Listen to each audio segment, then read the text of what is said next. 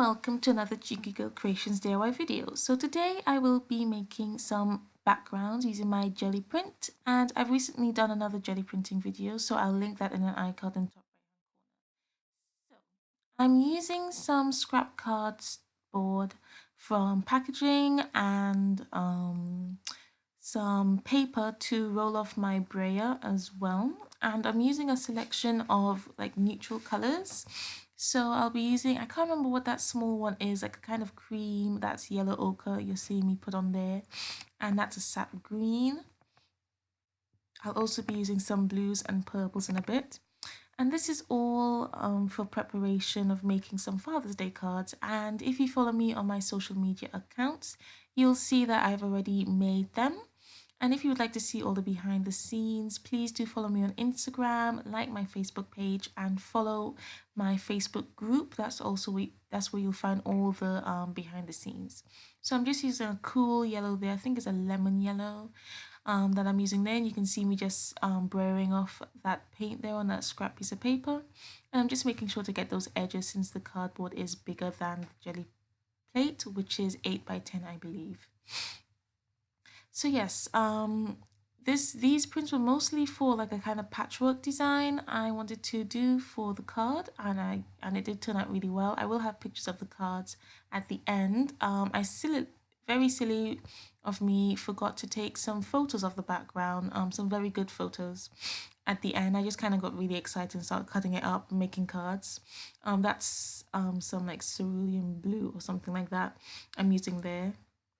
And I'm getting some scrap cardstock there. You can see I'm using those strips because I won't really need whole ones since I am cutting them into 4 by 4 centimeter squares. And yeah, so that I'm just using mostly the brayer, and I will use a stencil and some bubble wrap soon to add some texture, but at the moment I'm just adding the base layers using different colors, and I'm trying to keep it quite neutral since these are supposed to be like masculine cards, and I always do struggle with masculine cards, so I just always go for the neutral route really, and just add a few different colors like blues, purples and greens, and yellows to add some of a pop. And I do add orange at some point as well, just to kind of warm everything up. So you can see there I'm using that's like from packaging or something, to add some pattern, and you can see that those kind of like purple diamonds. And I'm just going to take off the rest there, and I'm just using the same kind of colors on all the sheets because I do want them to all coordinate.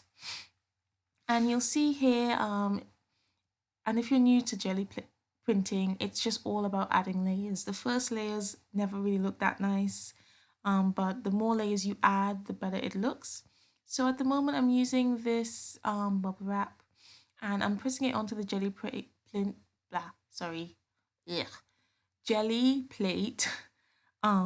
to take off the paint, and then I'm pressing it onto my cardboard because I don't really want to waste the paint. And then I'll use another sheet to take off that print. And you can see there on that side of the cardboard, I was trying to print out some business cards and they didn't go too well, kind of double printed. So that's why I'm using that as a scrap. So now I'm using some orange, and it looks like I'm a bit low on that. And I have then squeeze on too much, but I'll just use that in a little bit. So that kind of created like a warm brown, that kind of purple and orange, which was quite nice. And again, I'm using that bubble wrap to add texture. And the nice thing with that is I get like the stamp prints from when I press it onto the plate, but then I get kind of ghost image afterwards as well, which is really nice. And using that bubble wrap to stamp on color was a great way to make sure that everything coordinated. And though I wanted everything to coordinate, I didn't really want it to all look the same. So some colors are very similar and then some stand out a little bit more.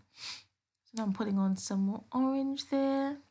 So yeah, it's just all really about adding layers, and you can use all sorts of things. I kept it quite simple for this process. I just wanted it to be quick, so all I really used was that diamond stencil and bubble wrap.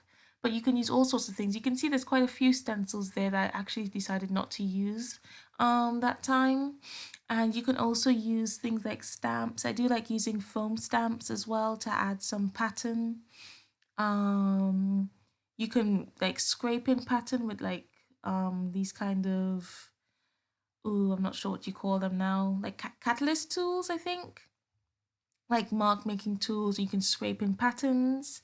So yeah, it all just really depends on what you want. So now I'm just brightening up the prints a little bit more. Thought they just were looking a bit dull, so adding some yellow and some orange. So that is I don't really have much more to say about that really, so I just thought I would let you know about my mixed media boxes. I still do have some in stock from my March and previous boxes, which you can all find in the link below, and the June box will be launching soon, most likely this week. So if you want to get in there before everybody else, please do order a multiple box subscription, and there's only a certain amount of boxes, so once they're gone, they're gone. So if you do want to get a box, please do follow the links below, and when you get a multiple subscription, you get discounts for each box you add to your order. So now I'm just spraying on some color, and yeah, that's a great way to just dull everything down. I just found everything wasn't merging enough, so I just sprayed on that really light kind of cream color. And that color actually came from the June box, and so did the purple came from the December box. Yeah, so those paints did come from the mixed media subscription boxes.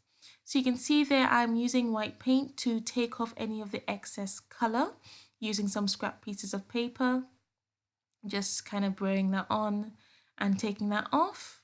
And then I'll just use some water and paper towel to wipe it off. So there's a quick look at all my backgrounds, and now I am making a couple more backgrounds. This is just quick, using some pigment inks from Hobbycraft. I have a review on that. I'll link that in an iCard on top right hand corner. And I'm using like these foam blenders and this kind of patchwork looking stamp, because I also wanted to use that for the patchwork, but I wanted a different texture for some boxes just to add a little bit more difference. So you can see I'm just using the colors that I've used for jelly printing, and you did see that when I started I had already put on some color, and that's because I had forgotten to turn on the camera at first. So yeah, I just adding some color, and I was just using the foam kind of as a stamp as well, and pressing it down in like circles to add a little bit more texture. And I also do just a plain yellow one as well, because I wanted to cut out some golden trophies. And I did create some other backgrounds using watercolors on just some regular paper, which you'll see in the trophy card. And when I was doing that, I just used some of that watercolor to create another background on cardstock this time, using blues, and I used those to make t-shirts, and you'll also see that at the end of the video. I just did 3 different designs, and they'll all be available on my site very soon, so please do keep an eye out for that. They will be out this week as well. So yeah, I think that's it. All the photos will be at the end. Oh, and the cards with the t-shirts and the trophies are interactive, so they wobble. I'll probably add that at the end of the video as well. So yeah, just adding some stamping with the different colors. I didn't want it to be too busy, and I also didn't want it to be too strong either. I just kind of wanted it to look kind of distressed. So you can see I'm just keep on adding little bits. And I also wanted to keep some of the yellow, a lot of the yellow in there, though I did dull it down quite a bit. So I'm just making sure to clean the stamp in between. And you can see that just like jelly printing, the more layers you add, the better it looks, and the more uniformed it looks as well. So yeah, that's pretty much it. I hope you enjoyed the video, and if you did, please do give me a thumbs up on this video and subscribe if you haven't already, and please do make sure to click that bell next to the subscribe button so that you're notified whenever I upload a video. So thanks again for watching. I hope you enjoyed the video, and please join me again for another video. Bye.